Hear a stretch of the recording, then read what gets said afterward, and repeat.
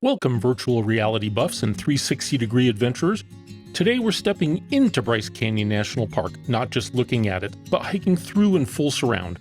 This is the park's most famous hike, the Queen's Garden Navajo Loop Combo. If you're new to 360 videos, check out our quick how to watch guide linked below. We're starting at Sunrise Point, dropping into the Queen's Garden Trail. If you parked somewhere else, congrats! You get a scenic warm-up along the rim trail. You might already be tempted to stop here, but trust us, this hike blows away the view from the top. It's less than 4 miles round trip, and you'll lose and regain about 700 feet of elevation.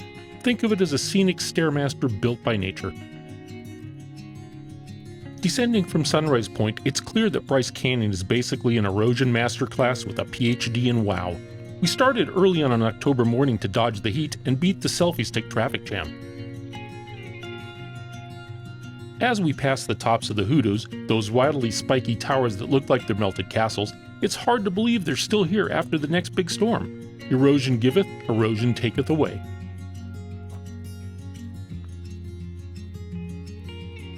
The trail winds down a ridge lined with these fantastical formations. This section's perfect. Gentle slope, jaw-dropping views, and just enough tree cover to remind you oxygen is a thing.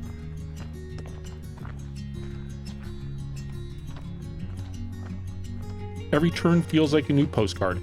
We could hike this forever, as long as it keeps going downhill. Ah, the switchbacks. Suddenly we're swimming upstream through a current of hikers who apparently didn't get the memo about direction.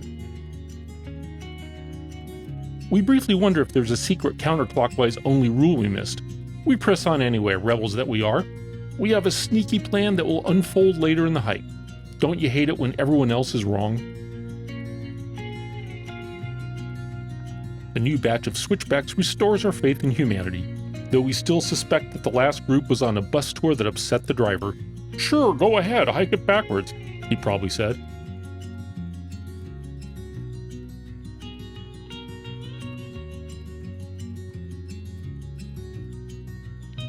Now we're deep among the Hoodoos, and it's official. The rim views don't even come close. Down here it feels like we've stepped into another planet designed by a sculptor with a wild imagination.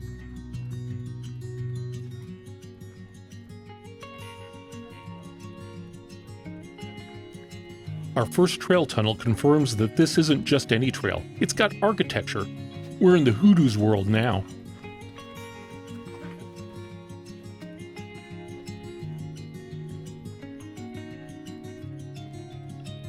After yet more switchbacks, the trail levels off to give your legs a bit of a rest. But your neck and torso get their workout now, because the amazing views are behind you at this point. Just don't walk off the edge of the trail.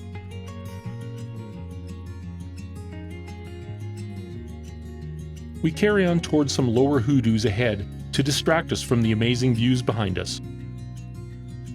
As we reach the first Hoodoo, the trail quickly veers through another tunnel, where we have a trail decision to make. We go left on our chosen exit up Wall Street on the Navajo Loop. Now we have a nice flat stroll in the forest between the Queen's Garden Loop and our exit on the Navajo Loop. There's a nice overhang where hikers find a shady rest spot before starting their climb out of the canyon. It's easy to forget that the whole hike is at an elevation over 7,400 feet when you're going downhill or on the flat trail. However, you're quickly reminded of that whenever you go uphill. The sparse trees look like they came from a budget model railroad set, but they frame some million-dollar views, Bryce Canyon, where even the boring parts are beautiful.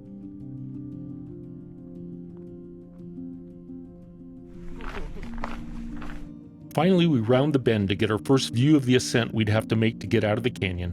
Mercifully, the climb starts off very mildly so the body can start ramping up for the climb. That's all too predictable.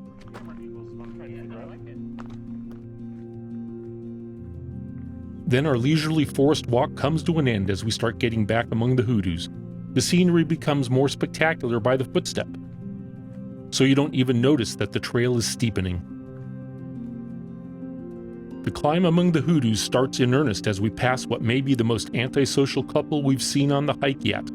We hardly notice since we're engrossed by the canyon walls closing in on us and the trail's starting to go up like it means business. This must be the start of Wall Street.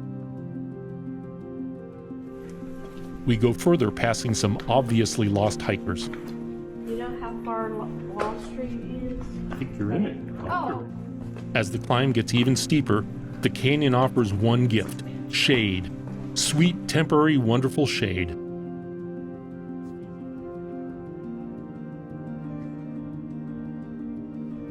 Welcome to Wall Street. Our lost hikers had just come from here, but never made the connection. We didn't miss the subtle hint of the vertical walls up to 700 feet above us. It's Bryce Canyon's showstopper. It's majestic, humbling, and crying out for an escalator that sadly nature has yet to install. As the expression goes, there's no such thing as a free lunch, so we start our slog back to the canyon rim over a series of comically short switchbacks. Feel free to look around as we ascend.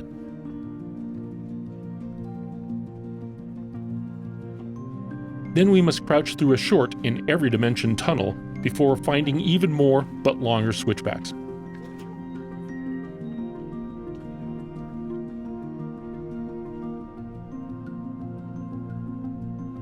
Near the top, we visit a small overlooked tunnel balcony. What a view!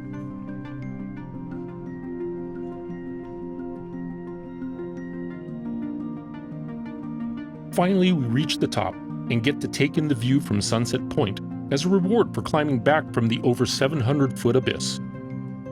It's no wonder this is the most popular hike in the park, and one of our top 10 hikes anywhere in the world. Bonus round, we'll leave you hanging, literally, with a 360-degree drone view just outside the park. Spin around to see the landscape stretching between Bryce Canyon and the town of Tropic where we stayed. If you love this perspective, let us know in the comments. We might make these aerial 360s a regular thing. If you enjoyed the hike, hit like and subscribe and check out our standard video of Bryce Canyon for a more complete journey through the park. Thanks for hiking with us. See you in the next adventure.